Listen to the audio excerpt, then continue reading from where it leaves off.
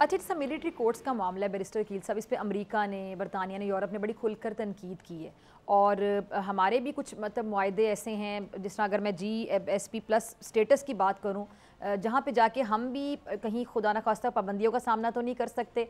फिर अलीमा खान साहिबा ने जो बानी चेयरमैन PTI से मुलाकात के बाद जो बात की है, आपने वो भी सुनी होगी कि किस तरह ये लोग चाह रहे हैं कि ओवरसीज़ जो पाकिस्तानी हैं वो पैसे भेजने कम कर दें, बंद कर दें। तो सिविल नाफरमानी की तहरीक की तलवार अभी तक लटक रही है, क्योंकि मुज़ाकरात का उन तो किसी गड़बड़ बैठता दिखाई दे नहीं रहा है। इनके जो मुतालिबात हैं वो आपके सामने, हुकूमत ने उन मुतालिबात पे कोई ना कोई कान धरने हैं जो कि अभी समझ नहीं आ रहा। और आज के ये जो सज़ाओं वाला फैसला है, इसके बाद पता नहीं अब क्या स्टेटस होगा मुज़ाकरात का। देखिए, मुज़ाकरात की जहाँ तक बात है, हमने कहा था गैर मशरूत मुज़ाकरात होने चाहिए। इनकी फरमाइश थी और मैंने तो उसको सपोर्ट भी किया कि इनकी बिल्कुल रसाई होनी चाहिए, इनकी मुलाकात करवा देनी चाहिए ताकि वो बिल्ली थैले से बाहर आए कि असल डिमांड्स, असल मांगे क्या हैं। कह देना कि हमारे पॉलिटिकल प्रिजनर्स को रिलीज कर दें, जब कोई लिस्ट एग्जिस्ट नहीं करती, ना ही किसी लिस्ट पे काम किया गया, ना ही कोई लिस्ट बना के पेश की गई, तो और दूसरी तरफ कहा जाता है कि कमीशन बना है। और मैं बारह दफ़ा कह चुका हूँ कि जिस दिन 26 नवंबर का भी और 9 मई का कमीशन बन गया, क्योंकि आज तो आपने देखा कि जो दीगर मुल्ज़मान थे 9 मई के, उनको भी सजाएं मिली।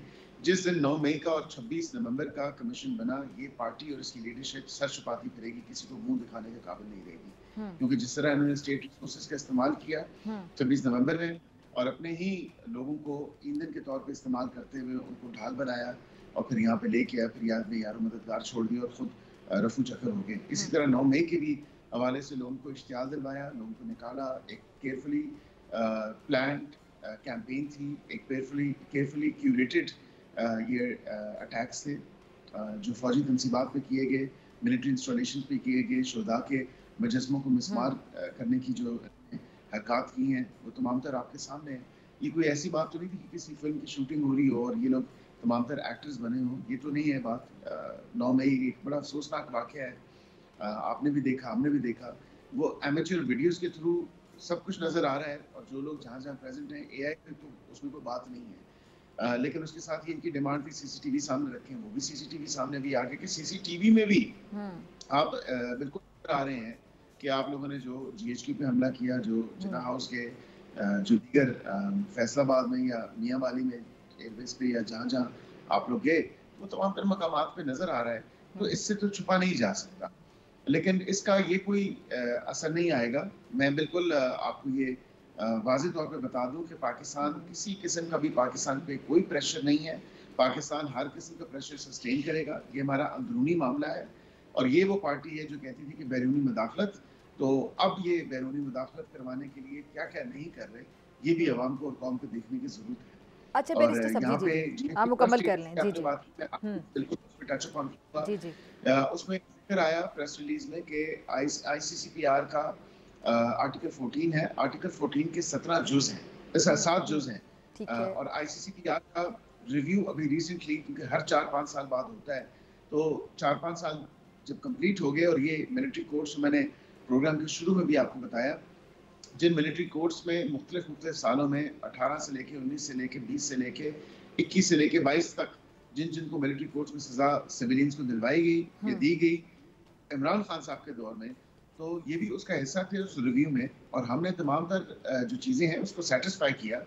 ICCPR के रिव्यू में पाकिस्तान की डेलीगेशन अक्टूबर के आखिर में गई थी जब हम 26वीं आईनी तरमीम यहाँ पे कर रहे थे, तो पाकिस्तान का रिव्यू अप्रूव हुआ है और पाकिस्तान के जितनी कोई alleged human rights violations Pakistan के को बताई जा रही थी कि आप ये एलिजिडली वायलेशंस कर रहे हैं ह्यूमन राइट्स की, हमने तमाम तर चीज़ों पे across the board on all counts satisfy किया ICCPR को, और ICCPR का रिव्यू हमारा अप्रूव हुआ।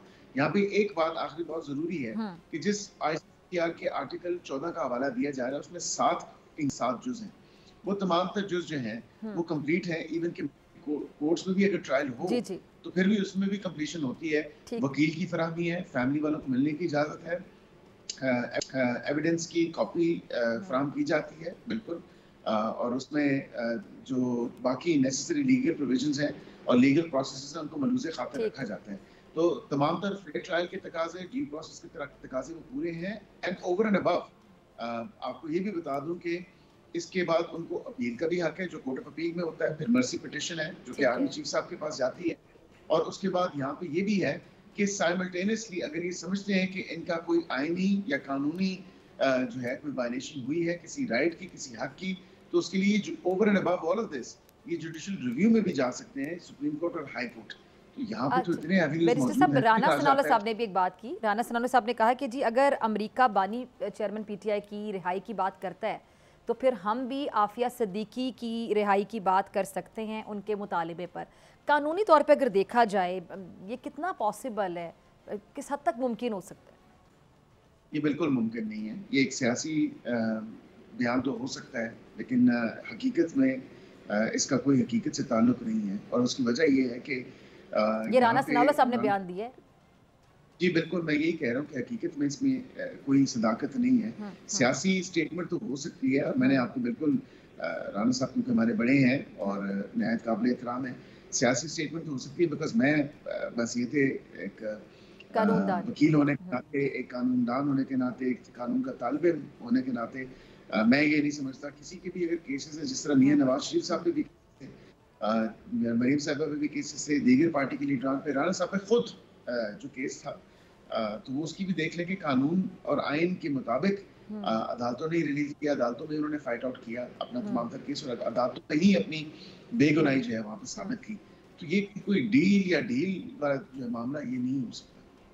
ٹھیک ہے, ایسا ممکن نہیں ہو سکتا. ابھی آپ جوڈیشل کمیشن کے حوالے سے بات کر رہے تھے کہ اگر یہ بنتا ہے تو پی ٹی آئی والوں کو ہی بڑے شرمندگی کا سامنا کرنا پڑ سکتا ہے.